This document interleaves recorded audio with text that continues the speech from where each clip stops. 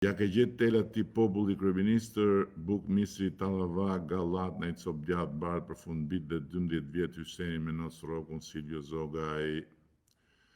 Silvio, tani që ti ndajmë dy gjëra, ka një pjesë të madhe, 99% që është shumë serioze dhe që ka të bëjë me të gjitha ato që ne kemi bërë, që nuk ka bërë askush përpara nesh dhe që e kemi sjellë për këtë arsye Shqipërinë kaq afër realizimit një ëndre historike, ngjitjes në majën ku do të vendosin flamurin ton kombëtar në rresht me flamurit e tjerë të Bashkimit Evropian.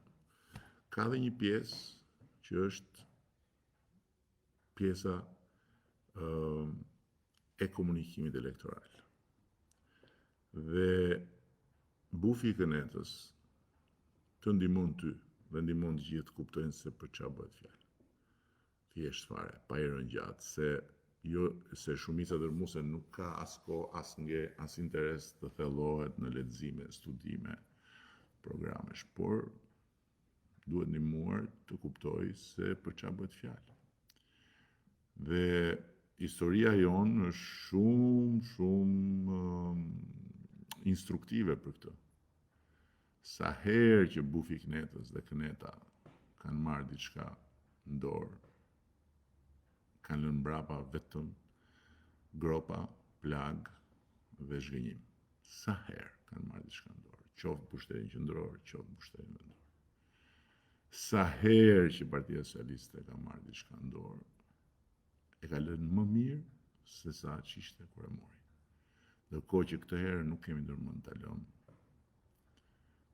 Nuk diskutohet se do të vazhdojmë dhe unë personalisht do të vazhdoj deri kur do të jap edhe ty pasaportën evropiane. Dhe atëherë pastaj me atë pasaportë evropiane do më kujtosh. Nuk do jemi më në komunikim bashkë, por do më kujtosh. Okej? Ju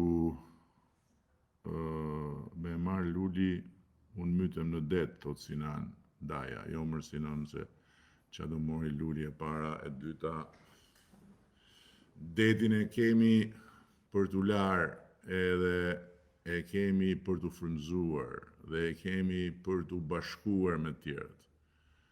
Kënetën duhet ta thajmë dhe do e thajmë bashkarisht Sinan.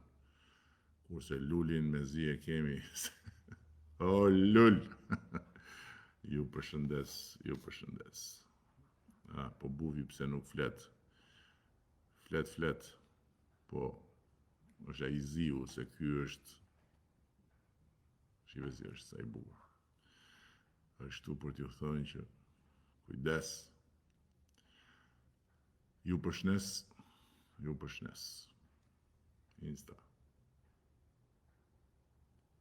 Insta. Ju përshëndes.